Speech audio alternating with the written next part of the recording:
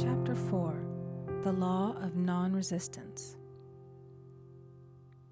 Resist not evil, be not overcome of evil, but overcome evil with good. Nothing on earth can resist an absolutely non-resistant person. The Chinese say that water is the most powerful element because it is perfectly non-resistant. It can wear away a rock and sleep away all before it. Jesus Christ said, "Resist not evil," for he knew in reality there is no evil, therefore nothing to resist. Evil has come of man's vain imagination, or a belief in two powers, good and evil. There is an old legend that Adam and Eve ate of Maya, the tree of illusion, and saw two powers instead of one power, God. Therefore, evil is a false law man has made for himself through psychoma or soul sleep. Soul sleep means that man's soul has been hypnotized by the race belief of sin, sickness, and death, etc., which is carnal or mortal thought, and his affairs have outpictured his illusions.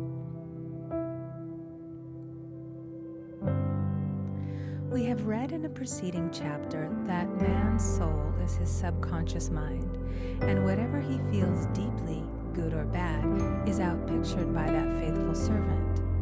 His body and affairs show forth what he has been picturing. The sick man has pictured sickness, the poor man poverty, the rich man wealth. Young people often say, "Why does a little child attract illness?" when it is too young to even know what it means.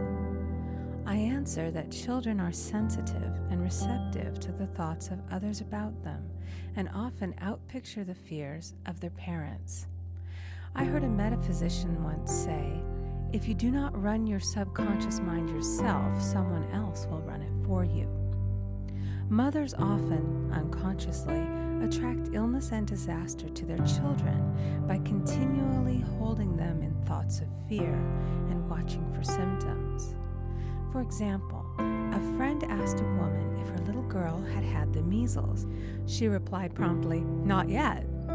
This implied that she was expecting the illness and therefore preparing the way for what she did not want for herself and child. However, the man who is centered and established in his right thinking, the man who sends out only goodwill to his fellow man, and who is without fear, cannot be touched or influenced by the negative thoughts of others. In fact, he could then receive only good thoughts, as he himself sends forth only good thoughts. Resistance is hell, for it places man in a state of torment. A metaphysician once gave me a wonderful recipe for taking every trick in the game of life. It is the acme of non-resistance. He gave it in this way. At one time in my life, I baptized children, and of course they had many names. Now I no longer baptize children, but I baptize events. But I give every event the same name.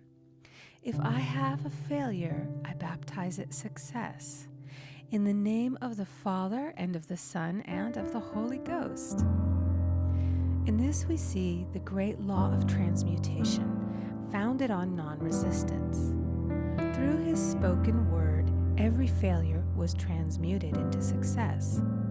For example, a woman who required money, who knew the spiritual law of opulence, was thrown continually in a business way with a man who made her feel very poor. He talked lack and limitation, and she commenced to catch his poverty thoughts. So she disliked him and blamed him for her failure. She knew in order to demonstrate her supply, she must first feel that she had received. A feeling of opulence must precede its manifestation. It dawned upon her one day that she was resisting the situation and seeing two powers instead of one. So she blessed the man and baptized the situation. Success, she affirmed. As there is only one power, God, this man is here for my good and my prosperity, just what he did not seem to be there for. Soon after that, she met, through this man, a woman who gave her, for a service rendered, several $1,000s, and the man moved to a distant city and faded harmoniously from her life. Make the statement, every man is a golden link in the chain of my good, for all men are God in manifestation, awaiting the opportunity given by man himself to serve the divine plan of his life. Bless your enemy, and you rob him of his ammunition. His arrows will be transmuted into blessings. This law is true of nations as well as individuals. Bless a nation, send love and goodwill to every inhabitant, and it is robbed of its power to harm. Man can only get the right idea of non-resistance through spiritual understanding. My students have often said, "I don't want to be a doormat." I reply, when you use non-resistance with wisdom, no one will ever be able to walk over you. Another example. One day I was impatiently awaiting an important telephone call. I resisted every call that came in and made no outgoing calls myself, reasoning that it might interfere with the one I was awaiting. Instead of saying, "Divine ideas never conflict, the call will come at the right time," leaving it to infinite intelligence to arrange, I commenced to manage things myself. I made the battle mine, not God's, and remained tense and anxious. The bell did not ring for about an hour, and I glanced at the phone and found the receiver had been off that length of time, and the phone was disconnected. My anxiety, fear, and belief in interference had brought on a total eclipse of the telephone. Realizing what I had done, I commenced blessing the situation at once. I baptized it success and affirmed, "I cannot lose any call that belongs to me by divine right. I am under grace and not under law." A friend rushed out to the nearest telephone to notify the company to reconnect. She entered a crowded grocery, but the proprietor left his customers and attended to the call himself. My phone was connected at once, and 2 minutes later, I received a very important call, and about an hour afterward, the one I had been awaiting. One's ships come in over a calm sea. So long as man resists a situation, he will have it with him. If he runs away from it, it will run after him. For example, I repeated this to a woman one day, and she replied, "How true that is.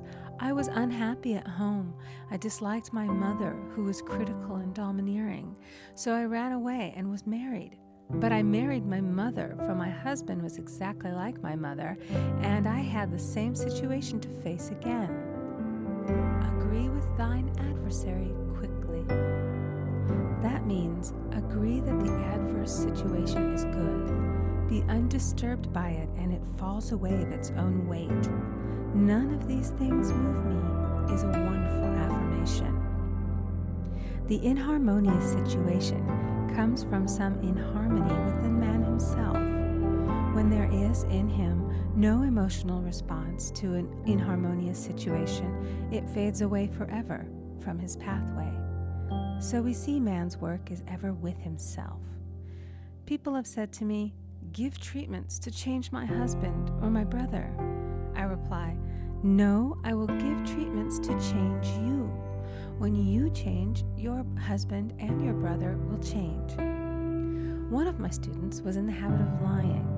I told her it was a failure method, and if she lied, she would be lied to. She replied, "I don't care. I can't possibly get along without lying." One day she was speaking on the phone to a man with whom she was very much in love. She turned to me and said, "I don't trust him. I know he's lying to me." I replied, "Well, you lie yourself, so someone has to lie to you, and you will be sure it will be just the person you want the truth of." Sometime after that, I saw her, and she said, "I'm cured of lying." I questioned, "What cured you?" She replied, "I've been living with a woman who lied worse than I did." One is often cured of his faults by seeing them in others. Life is a mirror, and we find only ourselves reflected in our associates. Living in the past is a failure method and a violation of spiritual law. Jesus Christ said, "Behold, now is the accepted time. Now is the day of salvation." Lot's wife looked back and was turned into a pillar of salt. The robbers of time are the past and the future. Man should bless the past and forget it, if it keeps him in bondage, and bless the future, knowing it has in store for him endless joys, but live fully in the now. For example, a woman came to me complaining that she had no money with which to buy Christmas gifts. She said, "Last year was so different. I had plenty of money and gave lovely presents, and this year I scarcely have a cent." I replied, "You will never demonstrate money while you are pathetic and live in the past. Live fully in the now and get ready to give Christmas presents. Dig your ditches and the money will come." She exclaimed, "I know what to do. I'll buy some tinsel, twine, Christmas seals, and wrapping paper." I replied, "Do that, and the presents will come and stick themselves to the Christmas seals." This too was showing financial fearlessness and faith in God, as the reasoning mind said, "Keep every cent you have, as you are not sure you will get any more." She bought her seals, paper, and twine, and a few days before Christmas received a gift of several $100s. Buying the seals and twine had impressed the subconscious with expectancy and opened the way for the manifestation of the money. She purchased all the presents in plenty of time. Man must live suspended in the moment. Look well, therefore, to this day, such is the salutation of the dawn. He must be spiritually alert, ever waiting his leads, taking advantage of every opportunity. One day, I said continually, silently, "Infinite Spirit, don't let me miss a trick." And something very important was told to me that evening. It is most necessary to begin the day with the right words. Make an affirmation immediately upon waking. For example, "Thy will be done this day. Today is a day of completion. I give thanks for this perfect day. Miracle shall follow miracle, and wonders shall never cease." Make this a habit, and one will see wonders and miracles come into his life. One morning, I picked up a book and read, "Look with wonder at that which is before you."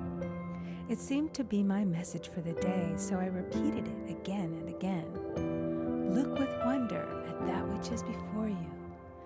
At about noon, a large sum of money was given to me, which I had been desiring for a certain purpose. In the following chapter, I will give affirmations that I have found most effective. However, one should never use an affirmation unless it is absolutely satisfying and convincing to his own consciousness. And often, an affirmative is changed to suit different people. For example, the following has brought success to many. "I have a wonderful work in a wonderful way. I give wonderful service for wonderful pay." I gave the first 2 lines to one of my students, and she added the last 2. It made a most powerful statement, as there should always be perfect payment for perfect service, and a rhyme sinks easily into the subconscious. She went about singing it aloud, and soon did receive wonderful work in a wonderful way, and gave wonderful service for wonderful pay. Another student, a businessman, took it and changed the word to business. He repeated, "I have a wonderful business in a wonderful way, and I give wonderful service for wonderful pay." That afternoon, he made a $41,000 deal, though there had been no activity in his affairs for months. Every affirmation must be carefully worded and completely cover the ground. For example, I knew a woman who was in great need and made a demand for work. She received a great deal of work, but was never paid anything. She now knows to add wonderful service for wonderful pay. It is man's divine right to have plenty, more than enough. His barns should be full, and his cup should flow over. This is God's idea for man, and when man breaks down the barriers of lack in his own consciousness, the golden age will be his, and every righteous desire of his heart fulfilled. End of chapter 4. Recording by